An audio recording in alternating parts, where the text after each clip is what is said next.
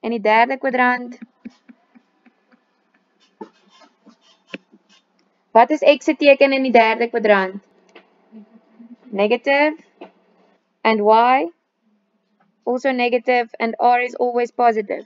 So let's look at sign. It will be a negative divided by a positive, which gives you a negative. No? For cos, it will also be a negative divided by a positive, which gives you a negative. But for tan, you have a negative divided by a negative, which gives you what? A positive. And that is why tan is positive in the third quadrant. Okay? Kom ons doen nou maar die ene ook. What will the sign of x be in the fourth quadrant?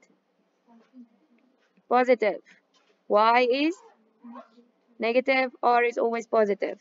So sign will be negative because it's a minus divided by a plus. Cos will be positive and tan will be negative. But you don't have to do this every time that you work in quadrants. You can just remember the cos diagram. But you guys understand where we get the cos diagram from. Okay, so if I'm in quadrant 3, what would the sign of a cos function be? As ek in kwadrant 3 is, wat sal die teken van 'n cos funksie wees? Ek's in kwadrant 3 en ek kyk na cos. It can only be either negative or positive. Hoe weet ons dit? Want net tan is positief in kwadrant 3. Do you guys see how to reason this for yourself? Hola! Oei, jene. Kijk, kom ons doen nog ene. Ek is in kwadrant 2 en ek kyk na sin. Positief of negatief? Positief, want net sin is positief in kwadrant 2. Ek is nog steeds in kwadrant 2, maar ek kyk nou na 'n tan funksie. Negatief. Hoekom? Want net sin is positief in kwadrant 2. So then cos and tan will be negative. Elke funksie het 2 kwadrante waar hy positief is en 2 kwadrante waar hy negatief is. So sin is positief in 1 en in 2, maar hy is negatief in 3 en in 4. In which two quadrants will tan be positive? 3 en 1. Onthou, almal is positief in 1, né? Dis wat voor die A staan. All. So waar gaan hy dan negatief wees? 2 en 4. Sien julle? Cos is positief in 1 en 4. Negative in 2 en 3. Okay. Het ons almal die tekens van daai? Ooh, mommy. Julle is pas aan die slaap.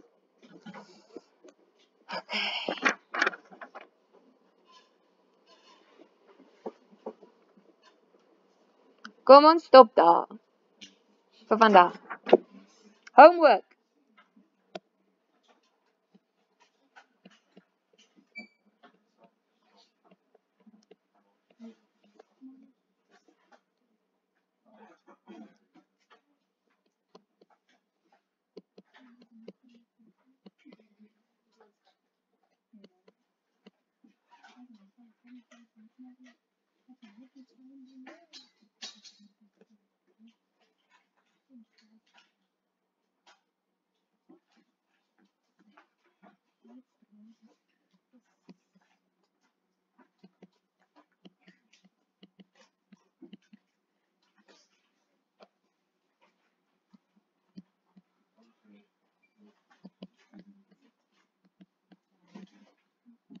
Okay, ek wil net gou vinnig vir julle wys hoe om nommer 2 te doen. So I'm quickly going to do 2.1 with you.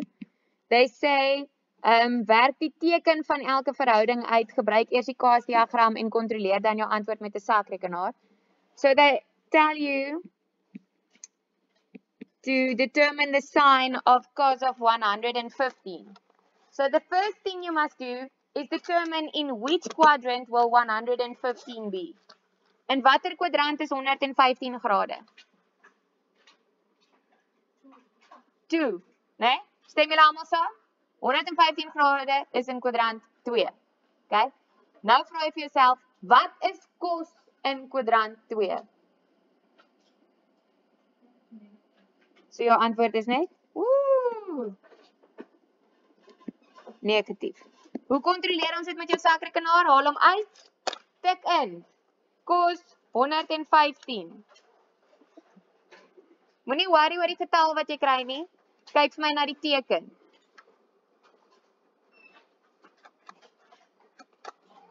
'n negatiewe getal, sien julle dit?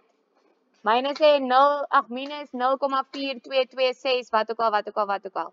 Ek worry nie nou oor die 0,4 nie, ek worry oor die minus. Stem julle almal saam dat die kos van 115 is negatief. Maar jy kontroleer hom net met jou sakrekenaar, jy werk hom met jou sakrekenaar uit. So first you determine in which quadrant that angle lies. Remember when you're working with negative angles, you go in the opposite direction. And then you determine what would the sign of that function be in that quadrant. Okay, good.